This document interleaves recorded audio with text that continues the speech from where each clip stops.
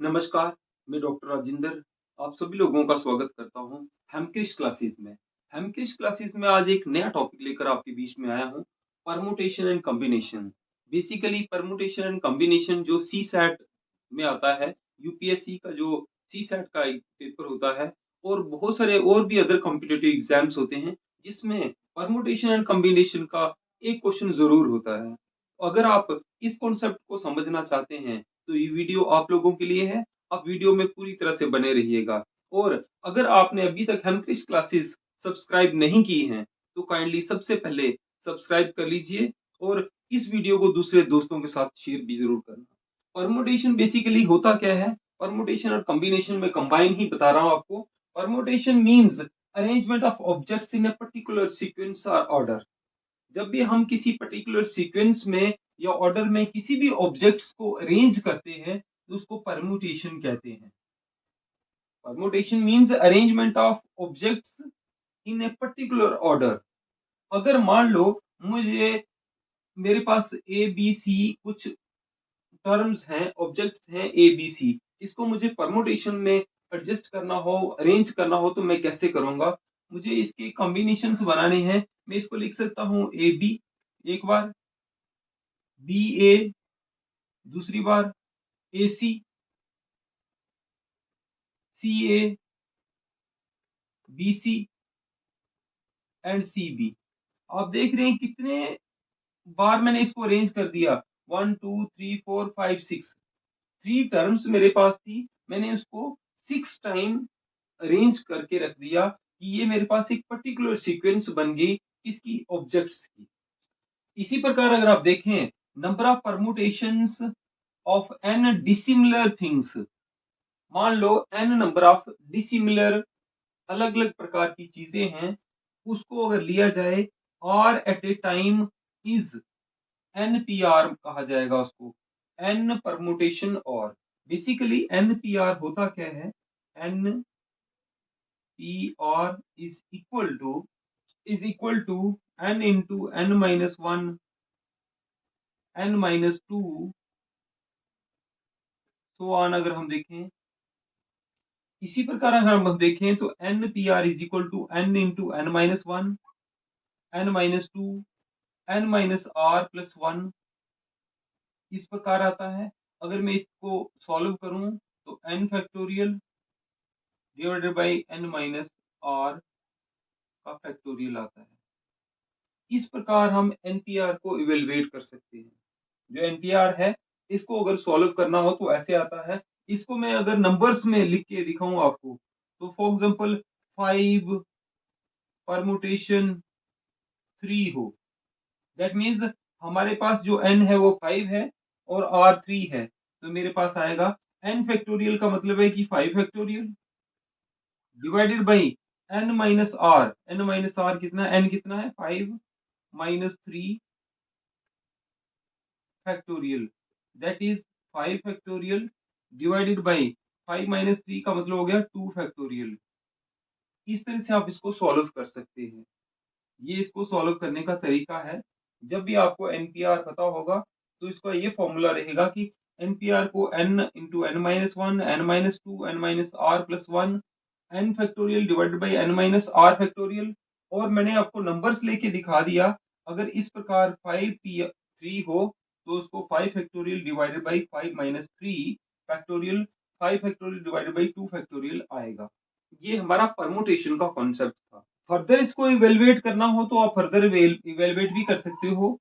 इसका मतलब है 5 multiplied by 4 multiplied by 3 multiplied by 2 factorial तक ही सीमित रखते हैं, क्योंकि डिवाइड में भी 2 फैक्टोरियल है। तो ये 2 फैक्टोरियल और 2 फैक्टोरियल तो कट जाएगा, तो हमारे पास क्या टर्म बच जाएगी? 5 multiplied by 4 multiplied by 3, that is 5 4 जा 20, 23 जा 60, 5 4 जा 20 हो गया, 20 को 3 से मल्टीप्लाई करेंगे 60, तो 60 इसका आंसर आएगा। इस प्रकार आप परमुटेशन को इवेलुएट कर सकते हैं। बहुत ही इजी सा और सिंपल सा कॉन्सेप्ट है। परमुटेशन का मतलब यही होता है कि चीजों को, किसी भी ऑब्जेक्ट्स को एक पर्टिकुलर सीक्वेंस में अरेंज करना, और उसका जो फॉर्मूला है ये आपके सामने रहा। इससे आप किसी भी प्रकार की जो प्रॉब्लम है उसको सॉल्व कर सकते हैं। बेसिकली कॉम्बिनेशन में क्या फ़र्क होता है, आपने परम्यूटेशन देखा, परम्यूटेशन के साथ ही कॉम्बिनेशन एक और टर्म है। Combination means each of the group और सिलेक्शन, जो भी ग्रुप आप लेते हैं या कोई भी सिलेक्शन लेते हैं, that can be made by taking sum all of number without considering the number. जो भी नंबर आप लेंगे उसको आपको अलग से कंसिडर नहीं करना है। दैट मीन्स जो कॉम्बिनेशन आपके पास बनेगा वही कॉम्बिनेशन लेना है, उसके अलावा आपको कोई भी कॉम्बिनेशन नहीं लेना ऑल्टरनेट वे में। जबकि परमुटेशन में क्या होता था कि आप अरेंजमेंट करने का कोई भी ऑर्डर आप ले सकते थे। तो कॉम्बिनेशन ऑफ थ्री लेटर्स की बात कर रहा हूं मैं, ए बी सी अगर हो तो मेरे पास सिर्फ ए बी आएगा, दूसरा बी सी आ सकता है और फिर ए सी आ सकता है। यही 3 प्रकार की टर्म्स आएँगी जो कॉम्बिनेशन में आती हैं। बेसिकली कॉम्बिनेशन किस प्रकार डिनोट किया जाता है? जैसे NER था, यहाँ पे NC और R आएगा। अब ये होता किसके बराबर है? जो NCR है वो किसके बराबर, NCR किसके बराबर होता है? N factorial divided bye R factorial, N minus R का भी फैक्टोरियल। इस प्रकार कॉम्बिनेशन को अरेंज किया जाता है। कॉम्बिनेशन का फॉर्मूला है n factorial divided bye r factorial आएगा, जबकि NPR जो था वो n factorial divided by n minus r factorial. अगर मैं कोई भी 6 डिसिमिलर चीजें लूं, मान लो 6 डिसिमिलर थिंग्स ले लूं, डिसिमिलर थिंग्स टेकन 4 टाइम्स, एक समय में 4 ले लूं, तो मेरा किस प्रकार आएगा ये 6 C और 4 विच इज इक्वल टू, अगर आप देखें 6C4 आएगा तो किसका निकलेगा 6 factorial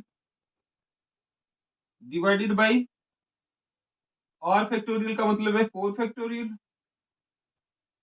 n minus r means 6 minus 4 का फैक्टोरियल। अगर मैं इसको थोड़ा सा इवेलुएट करूं तो ये आएगा 6 factorial divided bye 4 factorial, 6 minus 4 का मतलब है 2 फैक्टोरियल।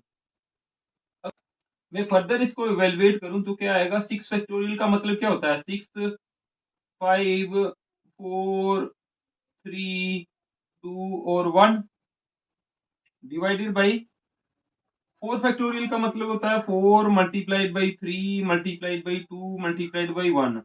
अब 2 की बात क्या है 2 मल्टीप्लाइड बाय 1। अब आप 1 तो कटा ही है, 2 2 इसके साथ, 3 3 कट गया, तो ये 4 और 4 भी कट गया, ये 2 इसके साथ कट गया, 2 3 जा 6, तो हमारे पास क्या बच गया 3 5 जा 15, तो ये मेरा 15 आ गया। 6 कॉम्बिनेशन 4 अगर होगा तो मेरा 15 आता है। आपको इस प्रकार किसी भी प्रॉब्लम को सॉल्व करना हो कॉम्बिनेशन में तो ये इसका तरीका रहेगा, ये इसका फॉर्मूला रहेगा। आप इसको बड़े इजी वे में इवैल्यूएट कर सकते हो। छोटा सा कॉन्सेप्ट है लेकिन इसमें से कोई ना कोई क्वेश्चन एग्जाम्स में जरूर आ जाता है। तो मैंने परमुटेशन और कॉम्बिनेशन आप लोगों के सामने रखा है कि परमुटेशन और कॉम्बिनेशन होता क्या है। अगर आप सी सेट की तैयारी कर रहे हैं या जीएटी पेपर की तैयारी कर रहे हैं, वहां पे भी इसका ये कॉन्सेप्ट है। सीयूईटी का जो एग्जाम आने वाला है तो उसमें भी इसका ये कॉन्सेप्ट है वहां पे, और प्लस किसी भी अदर कॉम्पिटिटिव एग्जाम में भी इसके बारे में क्वेश्चन जरूर आते हैं। आपको ये वीडियो कैसे लगी जरूर कमेंट सेक्शन में बताइएगा, और अगर आपने ये चैनल हेमक्रिस्ट क्लासेस अभी तक सब्सक्राइब नहीं किया है तो काइंडली इसको सब्सक्राइब कर दीजिएगा और इन वीडियोस को अपने दोस्तों के साथ शेयर भी जरूर कीजिएगा। दूसरा नया टॉपिक लेकर हम आपके बीच में फिर से उपस्थित होंगे। तब तक के लिए धन्यवाद, नमस्कार।